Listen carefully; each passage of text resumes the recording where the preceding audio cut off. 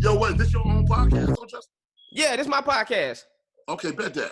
Yeah, bro. And I'm going to tell you why I have you on here. I'm glad you asked that question. I called it Urban Legends because, you know what I'm saying, I wanted to do this podcast for 2 years, but I was so busy filming that I ain't had no time to do it. Then COVID happened. I was like, I finally got time to do this. Right. It's called Urban Legends because I wanted to have a conversation with people I consider are living legends and people I feel like are people making legendary moves in their career, bro. And you somebody that I feel like fit that mold, man. You always been a solid dude with me anytime I come across you, bro. And so I got to hit up Omar for this. But I appreciate that, Justin. Thank you, bro. Thank you, man. Yeah. You know I'm proud of you, dude. Oh, man, I appreciate that, bro. So I got a lot of questions for you, bro, because first of all, I got to say your credits. I'm going to say your credits, first of all. Queen Sugar, the Halloween films, like Hollywood, the Halloween, I can't talk. I'm excited. Harriet, Selma, Django Unchained, Ray Donovan, Eastbound and Down, Rizzoli and Isles, The Blind Side, Road Trip, Drumline, Juwanna Man. Hey, King, can you leave some roles open for some of us? No. I need all that work. Hey, listen, man, you know, it's so crazy because it all started when I was in my 20s. I couldn't get no work, right? My early 20s. So I said, once I started, I'm about to pull this Sam Jackson on their ass. I'm about to get all of it, man. Straight. That's why I started looking at it like that, man. Dude, hey, man, and I want to talk about that because that was one of my questions. What was your audition like? What was the struggle that you was going through in your 20s prior to when everything started to pick up for you? You know, man, I was just a theater actor, so I know I was doing way too much. You know what I'm saying? Okay. I had to learn how to act for the camera. But when it started, one thing about it, man, it was like a lot of the roles that they were offering to me. I didn't want to be playing too many gangsters. I remember my ex-wife used to always say, man, you need to play something that you'll be proud of. And because she see me, I come home after playing, I'll shoot them up or something. And she's like, yo, I can see it on you. This ain't really what you want to do. You need to, be a little bit more direct about what you want. And when I started, pushing my life into that way and pushing my energy toward that way, then things just started opening up, man. That's amazing, bruh. So she gave you that great advice and then you divorced her? That's what happened? She left me that, man. You're like, she changed my life. Oh, my bad. What'd you say? She wanted to be married to no actor. Oh, okay, man. It's too unsteady, bro. No, she's a good-ass woman, though, man. Straight up. Hey, man, shout out to that, bro. Yeah, I was going to ask you about that. How do you deal with, because I was going to ask, was there ever a time in your career where you felt like you was being typecast? Yeah, it was early, and then it wasn't.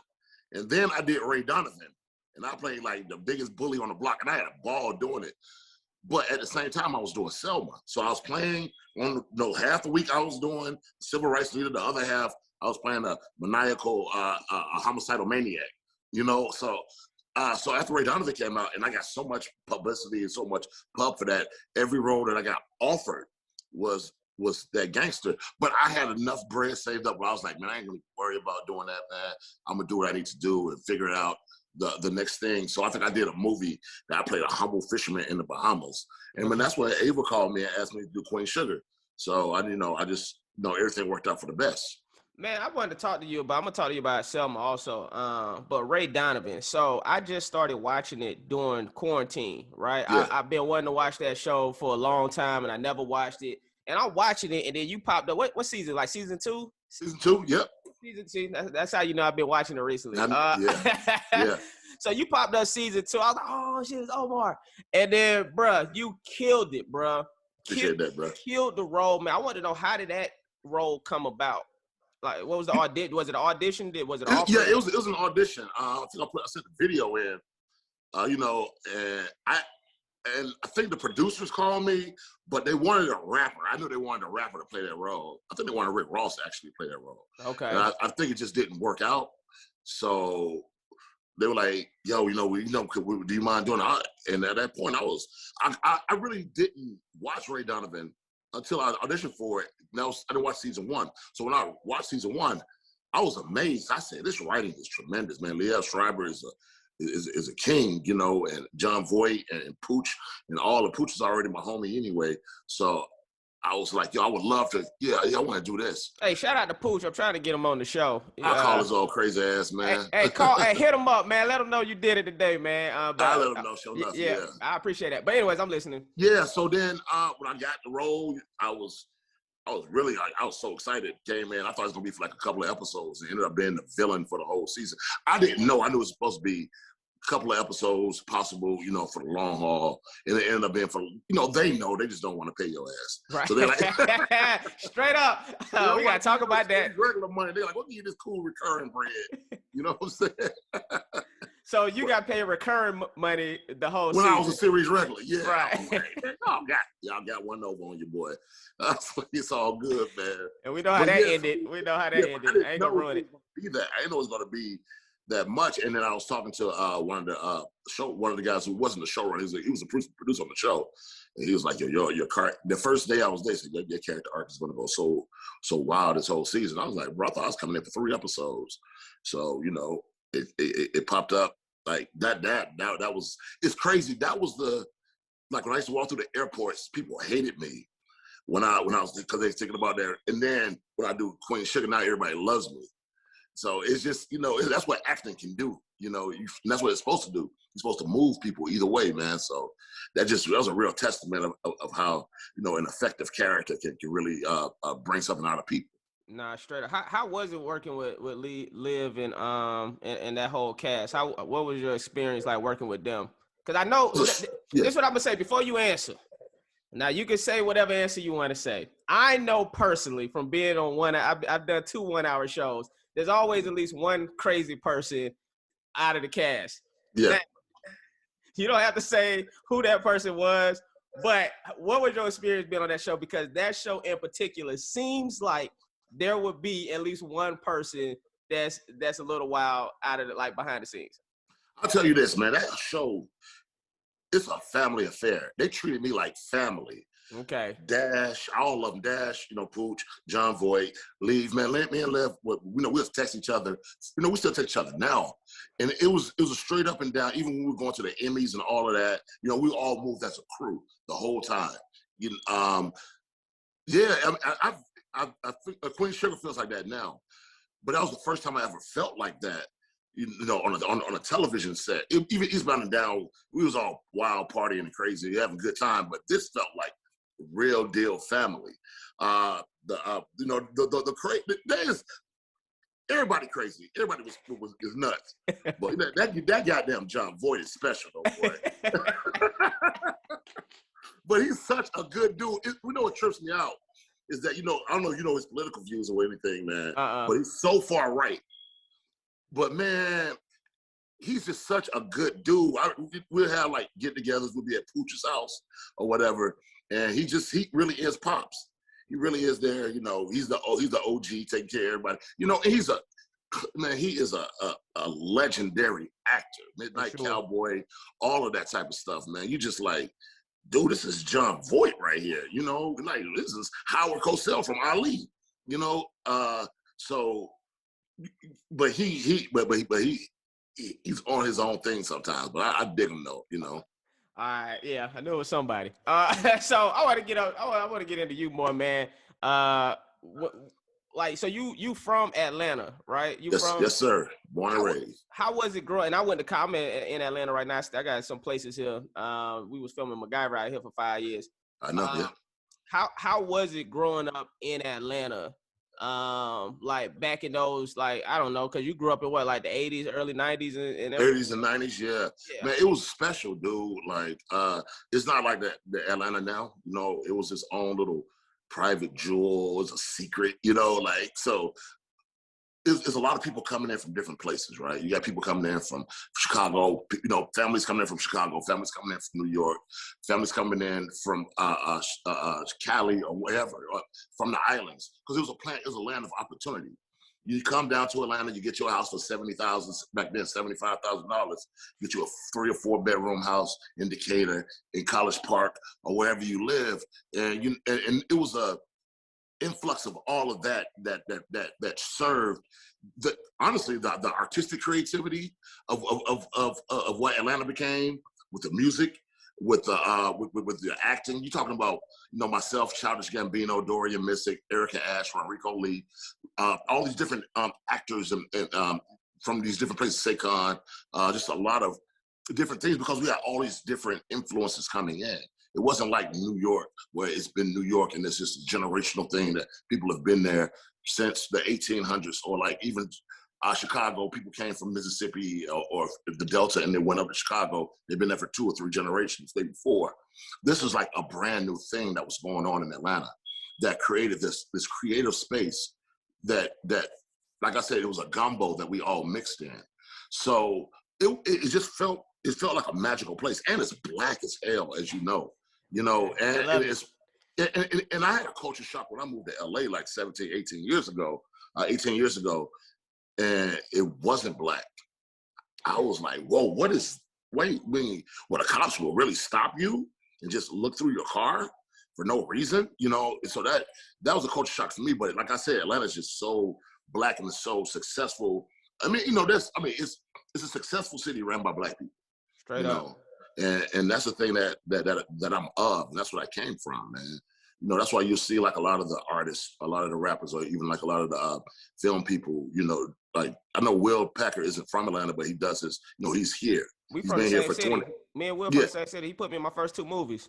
Oh, word. Okay, there you go. But he is of, like, he's of Atlanta, man. Like when I talk to him, whatever, he just feels so Atlanta. We go to Falcons games, away games, like with the Super Bowl together, So yeah, man, he's like, that's what it is, man. That's what it was growing up. So we had all of these different influences, and that's the reason that Outkast can come out, because we was listening to the West Coast and was listening to people in New York, and that and we're listening to the islands or whatever, man. So all of that come together. You get a Dungeon Family or Outkast or CeeLo or a Ludacris or anybody, even a T.I. He's I know he got that Southern drawl, but he rap like a New York dude, Right. Yeah. So yeah, man, that's the that's what it was growing up, man. It was a beautiful thing. It was a beautiful childhood, man. Man, that's fire, bro. I went to college, Clark Atlanta University. Sure enough. You in the Clark? Did you have Kenny Lee? Carol Mitchell Leon? Yeah. I didn't have her because I was there for mass communication, radio, TV, and film. And Gotcha. Right, and I know she teach theater. She taught theater, yep. Yeah, so I didn't take theater. I went to a performing arts high school though. Okay, I did too. Yeah, yep. Okay, yeah. So, but when I went to college, I was like, let me get a regular degree. Yeah, dude, I went to school to be a director, man, and a writer. I didn't go to school to be no actor, because I went to performing arts high school. I was like, I don't want to be no actor. They were waiting around so much for jobs. I want to create my own stuff. Straight up. Yeah. But what you doing with that? You think you go mind get into that when it comes to directing? Yeah, man. Well, yeah, definitely. I directed my first film like 2 years ago. But right now, man, we producing, man. That's what we doing. I working with Cheo Coker. He's my business partner right now. He was one of the executive producers of Ray Donovan. He was the showrunner and creator of Luke Cage.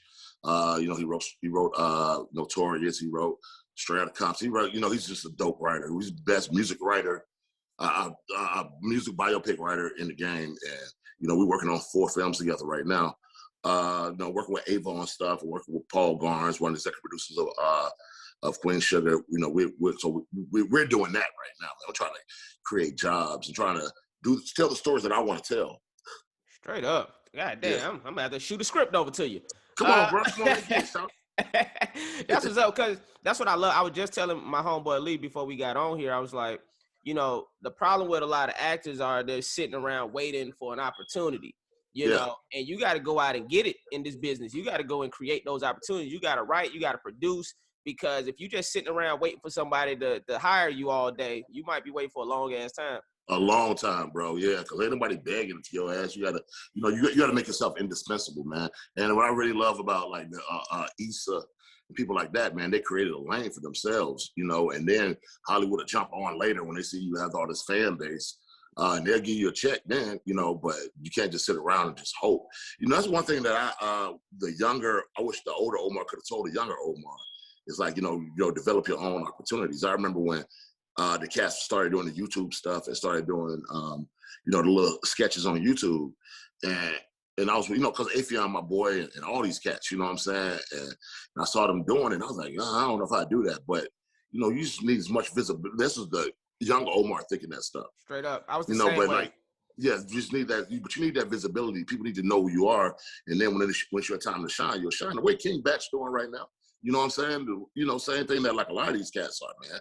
DC and all of them. DC Young Fly, I see. But, these cats started out, doing, little videos. Afion too. Afion used to do them joints. You know what I'm saying? So, yeah. Man, I'll tell you a funny story about me and Afe. He was the first comedian that took me on tour with him. Oh, no shit. Yeah, as a stand-up comedian. So I used to feature for Afion before I got Rush Hour. And the funny thing is I was like doing Vines at that time. And and I was thinking the same way you thinking, right? We at Foot Locker. We in some city, maybe Baltimore or somewhere. And we at the Foot Locker, and the dude was like, hey, ain't you the dude from Vine? And instead of me thinking like, shit, I need to really fucking keep doing Vines because people know me, I had the exact opposite reaction. I was like, man, fuck Vine. I was like, I'm out here trying to act. I done moved to LA, and niggas know me from Vine. I done been on MTV and shit. I'm like, man, fuck Vine.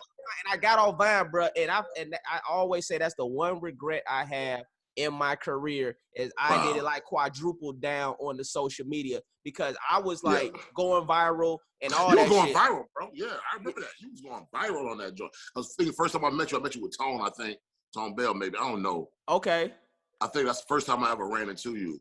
But I was like, I said, that's that dude right there. Yeah. And I'd already knew who you were. And I had gotten the offer. No, it was between me and Paige to play your cousin on Rush Hour. On Rush Hour. And I ain't even audition for the shit. They just called me and they were like, yo. And then my manager was like, I think it's due to Paige Candy. So I hit up Paige. I was like, yo, what's up with this? I think I did audition for it or something like a month or two before. But I knew you were doing it. And I was like, damn, okay. So I hit Paige up. I guess it was battling back and forth. We didn't have no audition. We had no chemistry test or nothing. And I was like, all right, shit, man. But I was like, damn, I ain't get that joint, man. I was mad about that shit. Fuck Paige Kennedy. Nah, I'm fucking Paige my dude, boy. No, Paige a great dude, man. That's my cat. Boy, I love that dude. We've been battling against each other not no more, but back like when we first got to LA at the same time, like 18 years ago, man, we was battling all the time against each other, man. I can see that. Yeah, that's what I was, man. Like, yeah, I get one, he'll get two, and I get one. So yeah, man. I'm gonna tell you who my Achilles heel is, because I still ain't got one over this dude, Lamorne Morris. Yo, and Lamorne have been on the podcast. Paige, he was the first person I had on this podcast. Oh shit, that's what's up. Yeah, bro. But Lamorne, bro, it was between me and him for New Girl. Oh damn. I know. I know. Damn. And then it was between me and him for Barbershop 3. Oh, word? Yep. Damn, bro. Hey, you seen his new show, man? Yeah, whoa. Yeah, I seen it. That shit, that's some other shit right there, bro. Hey, man. That's creativity. That's what I'm saying. You doing something like that, man. Like, that's a different whole lane, man. I like that type of shit. But Lamar, funny dude, boy. Crazy. Cool, I love that brother. Yeah, man. Yeah, Lamar, good dude, bro. Hey, that's what I wanted to ask you. Like, when you was growing, fuck this. I'm gonna ask a reckless question. Freaknik. Did you go to Freaknik? And you goddamn right I went to Freaknik. I want to write a whole show about Freak. No, I'm doing this. I'm writing this piece, television show actually, and it's like I'm playing like the mayor of Atlanta shit. Well, it's a drama, but I want to do a flashback to Freaknik '94 because we've never seen Freaknik on screen before. No, we haven't. But like, wait, I got some white listeners. I got a lot of white listeners too. Yeah. Freaknik was what was it, like an event? How long was it? A weekend? It was the Black Spring Break, basically. So like all the HBCUs, all the black college students, either HBCUs or not, they come down to Atlanta for like during spring break for a weekend and tear the city up, boy. Tear it up. I remember, you know Erica Ash? Yeah, yep. So me and Erica, this was a high school. I picked her up from school. That's my sis, man. That's my girl. I love her with all my heart. We picked her up from school. I said, let's go down to Freaknik. We was driving down, and we as soon as we pulled up to downtown, because we lived in Decatur. So it was right down the street. We just took the back roads. Man, I seen the whole Fab Five. Chris Webber, Jalen Rose, Juwan. I just seen all these 6'9" niggas. I was just like, I said, oh shit, that's the Fab Five. And I was like, bro, I know I'm in the right place. We partied that whole weekend. So that was just 94, 95 or something like that, man. Yeah, we used to tear that city up, man. Yeah, I want to see that. See, I came to Clark when it ended. They had just stopped doing it. And Yes. what we did was we would go down to Daytona Beach. That's where it had kind of moved to. Yeah, yeah. And so we went to Daytona Beach, and boy, when I tell you, I seen some things. Bruh, it was some look, man. There's some people grandmas on them videotapes right now. Oh yeah, because we used to record. We used to record it with these tapes. With These the video things, yes, but yeah. How low can you go? How low can you, boy?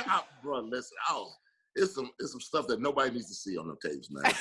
It was wild, boy. It was wild, man. But it's the energy. It's that young energy. But it was fun, man. Yeah, man. That's what. Because my daughter just graduated from college, so I wouldn't want her to go to no damn Freak Night.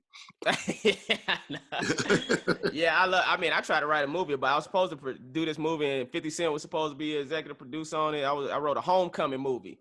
Word. And but I mean, it ain't go forward so far, but you know, yeah, it's out there. Yeah, but, we got one of them joints too, man. We got one too. So we're about some old niggas coming back.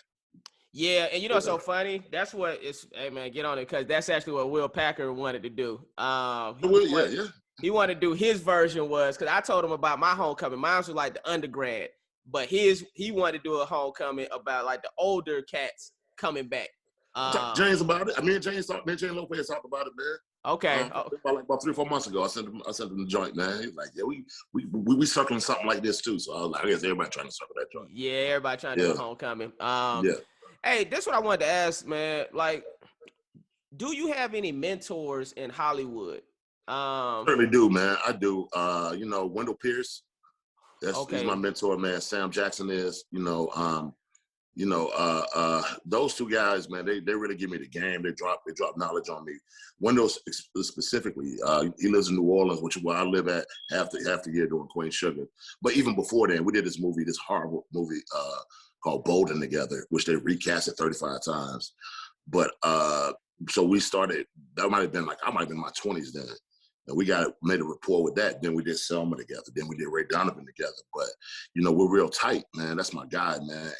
And I go, any kind of major decisions or any kind of questions that I might have, I run it by him. And to me, he's one of the finest actors ever. Legend. Period. Bro. Point blank, man. We got a project together too, man. But so he's the guy. Like, it's funny because I was getting a lot of hate when I did Harriet, right? People were really hating me, and I wasn't used to that. I was used to people, not really hating, but I was playing a damn bounty hunter. People calling me a sellout because I'm playing a character. Right. So I hit Sam Jackson up about it because we did Django together, and he was like, "Man, fuck them, man. Fuck them. You did a good job in it. They say you did your job. They're supposed to hate you in that joint." I said, "But they like attacking me like personally." He was like, "Man, they have no idea. It just means you did a great job." So, I run through a lot of, those are two cats who I really run through things with. What's some gems you feel like they shared with you that you Sam must just tell you, what Sam tells me is like, man, you're an actor, you need to be working. That's what I said, man, you somebody else get a job. And I was like, nah, man, Sam Jackson don't do it, So he's just like, yo, you have to continue working, and it's a craft. It's funny because I was going to do the show on Broadway about 2 or 3 years ago, right? Blues for Alabama Sky. We had tape read and everything. It just fell through. But Ruben Santiago Hudson was going to be the director. And I think I had been doing television too long. And he put me to the side. He was like, man, you're doing too much of that TV shit right now. You need to do some real shit. So if you're not on your P's and Q's about your acting at all times, man, like somebody will pass you. So you have to stay on it, man. That's why you always have to be working and perfecting your craft and learning different things. Like I know what you're doing, MacGyver, and you're doing Rush Hour. You're doing the running and the stunts and all that type of stuff. That's a great thing to have. That's a great arrow to have in your sheath. Be like, yo, I can pull that out at any given time. So these are the things that you really just always have something else to bring to the table because you want to be the best you can be. Man, I'm glad you just said that because even right now, so MacGyver just ended. We did 5 seasons and it just ended. And my reps keep sending me like things to audition for. And I've been passing on a lot of stuff, man, because I've just been on some like, what do I want to do? I want to make sure like the next project I do, I feel like elevate my career. Yeah. But what I'm gathering from you is, work on the craft. Yeah. But So I'll tell you this though, Justin. I'll tell you this. Look, I'm the most picky person there. Man, my agents send me stuff every day. Okay. Every day. Now, I am very particular in what I take. You can tell by the resume. You know, I look at something and it's like, I don't know who's the director, who's in the Straight up. Doing that. You know, but I mean, no. So even if it's something that's a small project, right? You know, you might not be making 6 or 7 figures. You might be making about $5,000 or whatever, $10,000 or something for a couple weeks worth of work. But if it's that good, and it'll show you in a different light than everybody knows you as, because everybody knows you as the, you know, you need to do. I mean, what would be dope if you did something dangerous. I agree. You know what I'm saying? Like not safe. You know what I'm saying? So that people be like, whoa, on some red state, man, society, not that, but like. Now I want to kill niggas in movies. Yeah, straight up, bro. Like, or do something that's just like off, nothing that's like crazy, but just like a little bit off. That'd be dope. But you got to try to find those right projects. They out there, and you a name. If somebody has an independent film, like, oh, we can get Justin Harris to do this. Oh, I didn't even think about that. That'd be dope, because then you're bringing your fans to that independent project, and that does wonders for them when they ain't got to get like some, you know, up and coming dude. They can get like an established actor to bring a little bit more weight to their project. So I don't take every goddamn thing. Right. You know what I'm saying? And I ain't mad at him, bro. But he's from that old school. You know what I'm saying? Like, but because there wasn't a lot of project, wasn't a lot of work back in the 70s and the 80s when he was starting out. Right. You know, but I came up when it wasn't a lot, but now we're living in a world where there are a lot of projects that are specifically for Black folks, Black men, you know, so we can pick what we want to do. But like I said, sometimes, man, it's those smaller independent projects that can really open you up and make Hollywood, make everybody see you in a whole different light. Right. Yeah, and I think that's what I'm on right now, man. I want to do something like that. Everything you just said, that's more the I want to make sure when people see me, they like, damn, like Justin's incredible. And that's really starts to like the trajectory to kind of go up. You know, because I feel like Rush Hour was going up, and then I did MacGyver, and I was kind of like, cruising. I was on a cruising altitude. Yeah. Now it's like time to like extend up to that next level. Man, you did 5 years on a network show, which I was doing 20 a year. Yeah, but then COVID happened. But we all together, I think we did like 95 episodes. Bruh. What part of town you live? Where you at? Buckhead? Yeah, near Buckhead. I'm like in between. Yeah. Yeah. You did good. Now it's time for that next level too. But yeah, no, you did 5 strong years on a network TV show, bro. So that's really good, man. People don't get that, man. But like you said, man, you know, you still, man, you young, dude. And you look young. You know what I'm saying? So you can like, man, you can just, man, the next one.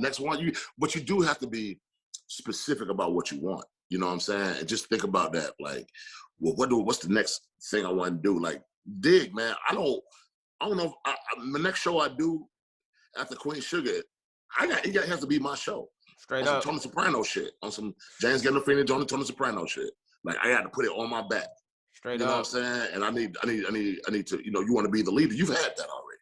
You know what I'm saying? So that's but you know the difference is what I be telling people, it wasn't my show, which is why it got canceled after 1 season. I got you. When you don't have creative control, you're right, 100%. You know, 100%. It's their show that you starring in.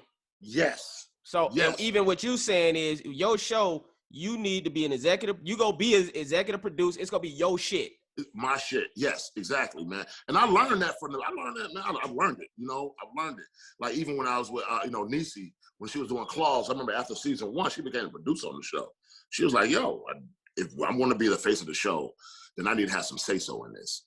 You know, and she's another mentor of mine. I'm sorry I forgot Niecy Nash. I love Niecy too, man. Yeah, she's a mentor of mine, man. She probably gives me more game and you know, and guidance than anybody, man. So yeah, she's a big mentor of mine. You know, but yeah, man, but I see how she is. I see how she does it, and you can't complain when you might be the face of the show, but you're not the one writing it, and you're not in the writer's room, and you don't have any say so in it. There's nothing you can do about it. You're a pawn, of the writers. Straight up. And it is what it is. They have a story to tell. So if you're like, man, I don't know, I don't like the way my character going. Who gives a damn? No, dude, whatever. You know what I'm saying? Like, you're a high-paid pawn. And then it is what it is. Yeah. Straight up. But see, that be the stuff that people don't even realize though. They don't see that. They don't understand. They just see you on TV and everything's good. And it's like, like I'm getting a check, but I'm not really doing, what I feel like is my best work, or I'm not really doing what's best for this character. And that shit kind of get to you. Yeah. Yeah. How have you handled, because I know you was a part of some shows too that went one season. Yeah. So how did you handle, one was like Rake, right? In Aquarius. Rake was one season. Yep. Rake was one. Yep. How did you handle that? Like when those shows didn't get renewed, like what was your thought process in those moments? When we were doing Rake, we were shooting it, and it was while the show was on also. So we saw the ratings dwindling. And I was like, we got to figure something else out, man. Straight up. And so it's that type of thing. And I'll tell you, just because I've been on so many shows for like one season or for a couple seasons or whatever, I'm always in the mode of like, all right, what's the next thing? What's the next thing? What's the next thing? Like Queen Sugar, we 6 seasons in. We'll probably at least do 7, so I'm not used to that. This is new territory to me, man. Like I've put one daughter through college, and I got another one about to start because through Queen Sugar. So it's been a whole thing, man. It's been a whole lifetime almost as far as television goes. You always have to be in that mentality. But then, like at this point, I get offers now. So I can pick and choose between what I want, man. But I haven't had I had television offers. I hadn't done them. But even on Claws, I had an offer for that, but the schedule just didn't work out between that and Queen Sugar. But yeah, man, you just have to know it. You just, like, back in the days, it was really hard knowing that, man, okay, I'm making really good money right now, but this show ain't gonna last. So I know in due time, I'm gonna have to find another job, because it's an actor's dream to be on a show for 5 or 6 years. Straight up. It's a dream, man. Like, we're one of the lucky ones who've done it. Like, especially nowadays with all the streaming and all the different types of shows that you can get into. There's a million shows on TV. It ain't like it's just when Archie Bunker and the Jeffersons was on and everybody watching that one show. So to be able to be on a show for 5 or 6 years, that's beyond your wildest dreams type stuff, man. That's what we had Ernie Hudson on an episode of MacGyver last season. Ernie Hudson and Wendy Raquel Robinson played my parents on the show. Oh, that's dope. That's great casting. I know. It was phenomenal casting, bro. But Ernie said that. He said, Justin, don't take this show for granted. He said, because being on a show that's 5 seasons, that's like lightning in a bottle. Lightning in a bottle, yep. And people don't realize that, and I used to, share that with the person that played MacGyver, Lucas. I'm like, hey, bro, like, I don't know if you realize how fortunate you are for this to be your first TV show. Yeah. And for it to be a show that's running this long. That shit don't happen to everybody. That does not happen, bro. It don't happen, man. It doesn't. Like I said, especially nowadays, man, it just doesn't, man. Like, CBS just be having them, man. But some reason, man, those shows be going, man. They run some shows, man. Yeah, they know what they're doing. They know what they're doing. Yeah. So even when we got canceled, I was like, they know what they're doing. Yeah. Y'all still get numbers though. That's what tripped me out. When I saw that, I was like, okay. Yeah, I mean, this is true. We were still number 1 in our time zone. I mean, our time frame or whatever, our time slot. When it came to the number of viewers. The whole ratings thing is so old school. Yeah, it is. Because it's like, yo, you could literally see how many views you have on YouTube or TikTok or whatever the case is. You telling me they can't have legitimate amount of numbers? They're still using like one box counts for 10 households or some shit like that. Yeah. It's like, no, motherfucker, your cable box should be able to tell them exactly what you're watching. Yeah. Watching. But the only things that do that is the ones that you with DVR. It'll tell you then for some reason. They're like, okay, well, this amount of homes DVR that. And like YouTube, not YouTube, but Netflix and all of that can tell you how many times it's been streamed, but not for regular television. I don't know how many people watch Queen Sugar. I know every time I go outside the house, you know, we hang out. We was at the Super Bowl a couple years ago in Atlanta. Everybody in the world knew who the hell I was. They say we don't get but damn X amount of views. So I have no idea, man. Yeah, bro, it's all bullshit, bro. But Queen Sugar was on Netflix too, right? It's on Hulu. It's on Hulu. So Yeah. I don't know if that exactly, and that's what I realized how I was like, it's such bullshit because these CW shows, right? Yeah. If you look at the ratings, don't nobody watch these fucking shows. Right. You go to their Instagram page, every one of these actors got a million, 2 million followers, bro. Yeah. I'm on CBS and I don't have 1 million, 2 million followers. Exactly. Like right. So it's like, what the fuck? What's going on with these ratings and viewers? Like something's off, bro. Something's off, man. Yeah, it is. I don't know. I don't know. But I think in CW also skews to a younger audience. And what they'll do is, like you said, they'll watch a clip of something, or they might stream. Like I remember when Tone was on The Flash. I never watched The Flash, so I was like, I streamed the whole 2 seasons in like 4 days or something like that. And I was like, oh, okay. So I watched The Flash. Right. That's what it is, though. I heard it's a good show. It is. I didn't know it was really good. Yeah. Nah, that's what I heard, man. This is what I wanted to ask you. I wanted to ask you about Queen Sugar, man. What do you think about that show? Is so special, man. The people that watch that show, they're like, it's the best show, their favorite show ever. One of the cast members on MacGyver, her name Meredith Eaton. That's her favorite show. Like, period. What do you think about that show and the subject matter that's just so special? It's the writing, man. I'll tell you the truth, man. Like, man, dude, them writers be in there killing it. They kill it, man. Anthony Sparks is our showrunner. Of course, Ava DuVernay is our creator. Man, they get in there and they dig in because, it's about family. And I don't know how many family stories you can tell, but it's always a central theme every season.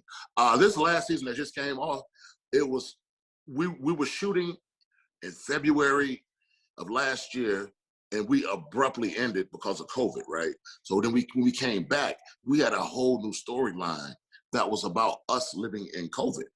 My mother passes away. I can't even go to the hospital to see her. She can't even have a proper funeral or any of this type of stuff. It's all these different things that we're dealing with, man. And but it was like, I think that season, this past season of Queen Sugar was the realest on what COVID really looked like, especially for Black people. Man, I lost a lot of people in COVID. You know what I'm saying? And I know people like, I didn't lose. I mean, I lost people my age, man. My boy Robert Abram, man. My homegirl Jermaine Cummings, man. Like, we lost people who are my age because of these pre-existing conditions. And so it was harder on us. And I wasn't tripping about, hey, I just want to go to the damn 7-Eleven. I wasn't tripping about that. I was thinking about my friends and my family, especially about my parents in particular. And this season really showed that, and it's shot so incredibly well. When you watch it, you can push pause and it looks like somebody painted it, because our DP Antonio, man, he is just tremendous, dude. He captures it, man, and the acting is really good, man. It's a hell of a show. It is, and and I know that if it was on HBO or if it was on, Netflix, it would win all the awards, man. I know that, and it's weird that like we don't, just because it's on OWN, that we don't get that type of love. But the people who love it, people who watch it, man, they love it. I went to Jamaica last week, and I was like, oh damn, they showing Queen Sugar. I was watching TV, they're showing Queen Sugar, and when I was coming out of the my room and stuff, people were just going nuts. Oh my God, they're Jamaicans, and I was like, oh y'all on the show here too? That's what's up, man. So yeah, man, they love it, man. How do you feel about when it comes to like pay for like African American actors? Because I know that's something that I was definitely experiencing when it comes to like pay equality. Yeah. Where you at in your career now? Do you feel like you starting to get the type of money you ought to be making, or do you feel like it's still some type of a struggle when it comes to you getting paid your worth, basically? Well, I mean, I don't think I'm gonna ever get paid my worth. You know what I'm saying? But I mean, look, man, shit, I ain't crying. You know what I'm saying? Right. But the thing about it also is that I know how much producers make. And I know how much, creators make. So therefore, that's the lane that I'm going to get in. So instead of me crying over spilled milk, I'll get into that lane. Look, man, as an actor, that shit, make a lot of money. I ain't gonna even front. You know what I'm saying? I've been on fucking same show for 6 goddamn years. Right. You know what I'm saying? I'm on a $1 billion franchise. I'm in Halloween. You know what I'm saying? I can't trip. Right. But like I know where that bread is. You know what I'm saying? I got a dope crib. It ain't better than Todd Phillips' crib. It ain't better than Ava's crib. You know what I'm saying? I'm like, okay, you got a glass house. That's what's up. I got a literal glass house. You know what I'm saying? Which one? Who got it? I ain't gonna even say. Man. But I'm just saying, like, so I just know, like, the next. I just wanted to stand outside their house with a rock. Just started throwing it. You fucks! I'm hating. All right. Motherfucker. No, but like, so I just know that. But that's the next chapter in both of our lives. In both of ours, like, to create the content.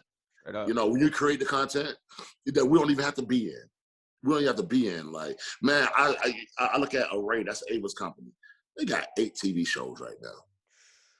You know what I'm saying? Like, that's real bread, man. You know what I'm saying? So I'm like, yo, that's the type of thing. I told Ava already, I said, man, I said, Ava, you are who I want to be when I grow up. I said, the things that you do and the things she does for the culture, the things that she's done just professionally ever since Selma. I mean, her first studio film was Selma. That was 7 years ago, man. You know what I'm saying? The woman that's it, huh? It was only 7 years ago. 7, 8, maybe it was 2015. You know what I'm saying? We tried at 2015. Incredible and it's movie. Like, incredible, man. It's her first studio film. And then those 6 years, man, she's done, some of she did the 13th. She did When They See Us. You know what I'm saying? She's done some of the dopest things. And she got all these TV shows right now. You know what I'm saying? Queen Sugar was her first. But like, she has all these TV shows, man. So I see what you're doing, man. And she has a respect in the industry, and people know what time it is when you're dealing with her, man. So that's the next thing that I like. That's what I want right there. I don't want. I'd rather be the Mac in the back than the chump in the front. Hey. You ain't got to put me on camera no more. I'm cool. I done had it. You know what I'm saying? Let me be in that boardroom meeting. Let me be there making these decisions, playing chess, man. Yeah. Whew, bro, when I tell you I feel you, this is what I was just telling somebody. I said, what I learned about doing MacGyver is that I really, really, really, really like acting. But I don't know if I love acting the way I thought I did. Because, and I say that only because it's like, I love stand-up comedy. I love doing music. I love doing podcasts. I'm like, I'm able to just say and do whatever I want to do. And I'm not working on like no crazy time schedule. And it really comes to like, when you have to wake up 5 o'clock in the morning every day, when you got to shoot outside in the wintertime and act like the weather normal. With short sleeves on? Hey, bro, I'm catching pneumonia out here. You'll get this shot, though. Yeah. So when all that shit started happening, I was like, I'm going to have to, that's when I was like, I really got to get into doing like shit that I got to act in studios. I got to have a set, Right. I got to really make sure, like, it's almost how like Adam Sandler write all his movies for Hawaii, Yeah. And cast all his homeboys. And cast all his homeboys. Man, that's the goal, man. I wanted to ask you this question because you've been in Harriet and you've been in Selma. Is there any point where, I don't want to say get tired, but how do you feel about the movies? Do you feel like they need to be told, or is there any type of getting tired of seeing like Black people in the past, like how things used to be? You know what? If it's told with a nuance, and I get it. Man, fuck, I'm tired of. I've been in some damn slave movies. I was in Django. I forgot about Django. I was in Django. I was in Harriet, and and I was in When They See Us, and I was in Selma. I was in these movies that told the past, that stories that needed to be told. They needed to be told. But goddamn, I'm sort of tired of Black trauma. You know what I'm saying? Like, man, it's hard for me to watch these It's hard for me to watch my brothers and sisters get killed by the cops. This shit is inside. This shit gets to you sometimes. You know what I'm saying? Like, the story has to be told, But I'm getting to the point where it's like, I ain't got to be the one to tell it no more, man. You know what I'm saying? Like, and I do want to do some futuristic shit. It's crazy because I watched Lovecraft Country, right? And it was a blend of both, right? You had the stuff, you know, black people moving to the suburbs of Chicago right before redlining, all of that, but it had this science fiction vein to it, and this mysticism about it. So I was like, I like that. I like that a lot. I haven't seen Underground Railroad yet, but I hear it's almost like that too, you know. But man, the stuff I want to do, man, I tell some stories from the 50s and 60s. But race, I mean, I understand race is always a backdrop of America. America is what it is. But I don't really it doesn't have to be that. I want to talk about a black man raising his family in Harlem, you know, whatever, you know, then during the Renaissance or however it is. Or talk about some shit about a black man living on the moon. You know what I'm saying? I want to do everything. And this doesn't, just have conversations. You know, it's funny. I was with my boys last night, man. We was, you know, a bunch of 40-something-year-old dudes over here watching the game. And, man, we're talking about, you know, I'm over here with my glasses trying to read something like this.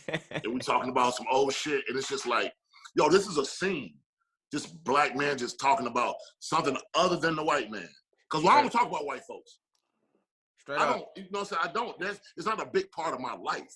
You know what I'm saying? But, like, so I don't want everything that we do to always think that, you know, that's a major thing that we're always thinking about. It's not, man. You know, I really want to reflect. I want to reflect the shit that we do. When me and you hang out, you know, like, we be doing some fly shit. It be fun stuff, though. Right. You know what I'm saying? And it's just like, those are the type of stories I want to tell. Like, you know, you're talking about a homecoming movie or whatever, or anything like that, man. Like, that's fun stuff. So, yeah, I'm not mad at people telling the history. I'm not mad at it. I just don't think I have to be the one to do it no more, man. It's funny, my agent sent me a script a couple weeks ago. I looked at it, man, and I was just like, I've done 2 slave movies. I don't need to do another one, man. So I've done 2, man. It's cool, man. I don't want to be the slave movie actor. Right. I don't want to be the period piece actor. You know what I'm saying, man? It's like, it's cool. It's fine. You know, it's like, it's an Oscar trail. You know, you're on the track for the Oscar, but it's like, man, let's do something else, man. And tell other stories. You know, like, one of my favorite movies is Talk to Me, right? The Don Cheadle. When we played P.D. I forgot his last name. P.D. Green? Was it P.D. Green? P.D. Green.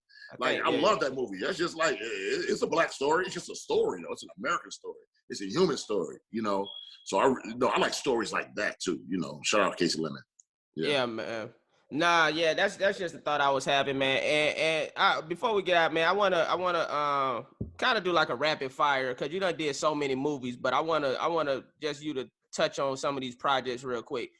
Road Trip. That was your first movie too, right? My first movie. I was still in college, man. That was so much fun. Yeah, man. How'd you get that, and how was it working with Ty Phillips on that? Yo, I auditioned for that joint. I was still in college, man, and they asked. I think they asked the theater program or something. Y'all got any football players who can act? They're like, yeah, Omar Dorsey. Yeah, he's one of the actors, you know. So I auditioned for it. Ended up getting the role. The first role I ever did, and it's a cult classic. I thought my whole career was gonna be like that. Little did I know. But hey, man, let me tell you something about your career, bro. You have been a part of several classics. Yeah, straight up, yeah. Several. You see what I'm saying? Like, that's real. They say you've been in the movie, you know, and I haven't done much, but I do feel like I've been a part of 2. I was in Stomp the Yard and I was in 21 Up Street. And I feel like both of those kind of hold some type of weight in the straight up, yeah. But yo, your catalog and resume, bro. It's a blessing, man. Straight up, yeah. Yeah, no, you don't. And how was Ty Phillips? How was working with Ty? I love Todd, man. Yo, Todd put me in my first movie ever. Todd put me in my first movie that I got when I got to LA, Starsky and Hutch. Then he put me in the next movie I got, School for Scoundrels. And he tried to put me in The Hangover. I couldn't do it because I was doing a Lifetime movie. And so he wrote me in the movie. Mike Tyson and the other dude was like, yo, yeah, you know what happened to Omar? He said, yeah, what happened to Omar? So Mike Tyson was like, we don't want to talk about Omar. They wrote that about me. That's and I was crazy. Like, yeah, man. Because Ty, he said, Ty was like, you still in the movie? He said, you still in the movie? He said, but, you know, you'll see when you watch it. So I was like, yeah, I love Todd Phillips, man. You know, that dude, he gets every kudos that he deserves, man. Like, and it's great that he went from doing crazy comedies, you know, to doing, you know, the Joker. You know what I'm saying? Like that, he directed the Joker, dude. You know what I'm saying? So, yeah, man, he's the man to me. What did you learn about comedy working on Starsky and Hutch? That a lot of improv. You know, Ben Stiller was playing straight so hard that it was so funny. You know what I'm saying? Like, you know, he was just so straight and just all this. But I think he was really trying to act, but it was so goddamn funny, man. Like, he was serious about it. I was like, yo, I didn't know if it was genius or he couldn't act, but it was so goddamn good, man. I didn't know what it was. I was like, yo, he really doing it, man. But, you know, it was really cool working with him and Owen Wilson, man. Those dudes are like, they're sort of magic together. Yeah, nah, I heard Ben Stiller could be like a serious cat though. Also, yo, he's so fucking serious. He's so serious, and the material wasn't serious at all. But he was taking the shit like he was goddamn Orson Welles or goddamn. I was like, nigga, you acting like Marlon Brando in this bitch. Bro, this is Starsky and Hutch. It's a goddamn remake of Starsky and Hutch. It ain't. Right, calm down. We ain't doing Chariots of Fire out of this bitch. What are you doing, bro? Like, but he's a cool dude. He wrote me. He wrote a hand. He sent me a handwritten note after we rapped, man. It was real cool. It's funny because me and Snoop Snoop is in Atlanta right now. Man, we need to holler at Snoop over here. Oh, hell yeah. He in Atlanta right now. I need to holler at him. He doing a movie out here. But we still be talking this shit about, like, because he'll come up to me and just start saying because I had all these genius lines. I was the Black Panther, but I was a genius. So I knew everything. So Snoop be like, man, he come up and start just spitting lines to me. And I just, like, man, we just start saying the lines together. That shit was dope. I learned one thing. Ain't none of them niggas bigger than Snoop. Most famous person, bro. Most famous person I've ever met in my life. Period. More famous than DiCaprio. This motherfucker is the most famous person I ever met in my life, and remembers everybody. I love that dude, man. Damn. You know, I remember I was talking. I was watching a podcast or interview or something like that, and they were saying even to this day, there was like Snoop Dogg is more known than Jay-Z. Yes, like, yeah, by far. Yeah, Snoop, man, dude, I'm telling you, I've never seen anything like it because I was like, okay, it's being that Owens movie. When Snoop was there, it was his movie. That's crazy. I was like, wow. I was in the trailer with him, blazing up. Shout out to Snoop. Boy, we can't be in no movie with Snoop without blazing one shot. Boy, yeah. I'm glad I had sunglasses on in that movie. Hey, and what? Django, I got to talk about Django. How was it working with Quentin Tarantino? Yo, man, that dude he's so much fun, man. He's so much fun. It was such a sensitive movie that, you know, he had to make sure that, like, you know, the black people who playing the slaves, he was like, yo, we're gonna make y'all feel comfortable. It's just, you just doing it on camera. We, you know, cut, whatever, bro. Don't bring none of that. You know, we ain't bringing none of that energy or any of that stuff, man. But he's just he loves making films. He loves movies so much. And he makes making films an enjoyable experience. You know, we'll have a martini. When it's martini shot, martini's the last shot of the day for people, you know, we know, but it's the last shot of the day. He'll bring out martinis for everybody to drink. That's crazy. Yeah, man. Like, he just has so much fun. And it's like, I think that might have been the last movie I shot on film. Wow. And he shoots on film, man. So he has canisters. It's funny, when I first started out, we used to always see the cameras reloading with, you know, the canisters. That was the last movie I shot that was done on film, man. And after every 100th can, you know, we'd take a shot after that, man. He just has but the thing about it is he doesn't like any technology on his set. If you bring a phone, if you bring an iPod or anything, he'll mess around and fire you, man. I remember the last day we were shooting, we shot in New Orleans for like 4 or 5 months, and then we came back to LA to shoot the stuff in the cage. Me and Evan and Sammy were in the cage. And I think I brought my iPod with me, my iPod, that's how long ago it was. It was an iPod, I brought it with me. And I was just listening to music. And Quinn was like, what the fuck are you doing? I was like, what? I said, what the fuck, did you bring your phone here? I said, no, I'm listening to some music. He just looked at me, he's like, Omar, you know what, man? If this wasn't the last day, man, you just don't know. You don't know. I was like, damn, you really real about this, like, no iPod stuff, man. Damn. But he's serious about it, man, because he wants everybody focused.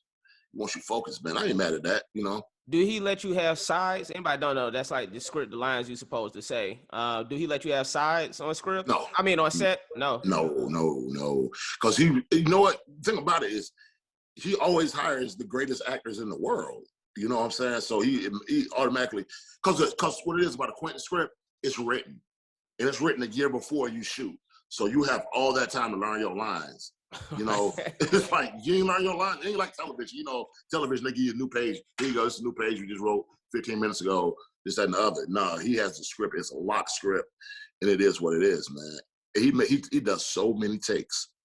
He does so many takes, man. But that's why his movies are what they are, man. Right, they're the best. They're the best in the world. He's the best. He's best. He's my favorite filmmaker. His film's my favorite. I'm gonna have to agree with you. I think overall, when you go to like consistency, and quality, I would have to say that his movies are probably the best. Overall. Yeah. I mean, it was only one movie that was like, but even I like that one. When he did that, it was the 2 films back to back. His movie was Death Proof. Yeah, Death Proof. Yeah. His movie was good though. I like it. It was good with the girls whooping ass. I love that. Kurt Russell. Yeah. So, hey man, I mean, I could talk to your ass for hours, bro. What do you want to see yourself accomplishing, like in the next 5 to 10 years? What do you want to be like? Yeah, this what Omar Dorsey did. I want to win Best Picture at the Oscar for producing the best movie that year. Fire. Dead ass, man. Yeah. All right, it's gonna happen. I ain't even got to be in it. I can have you and damn Lakeith and Tone, have all y'all in the movie. I'm just back there like, yo, I put this film together.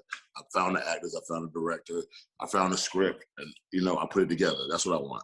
Whew. Hey man, I'm available. Yes, sir.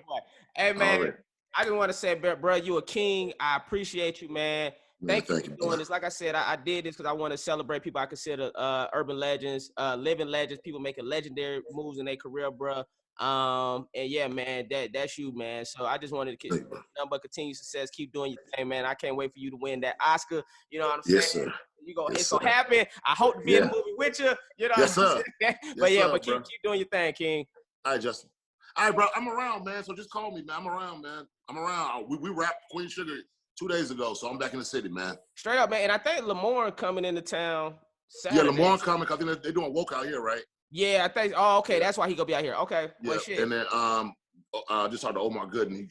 He in town. A lot of people in town. Snoop in town, so we all get together, do whatever, man. For sure, bro. I hit you up, bro. All right, bro. All right. Peace.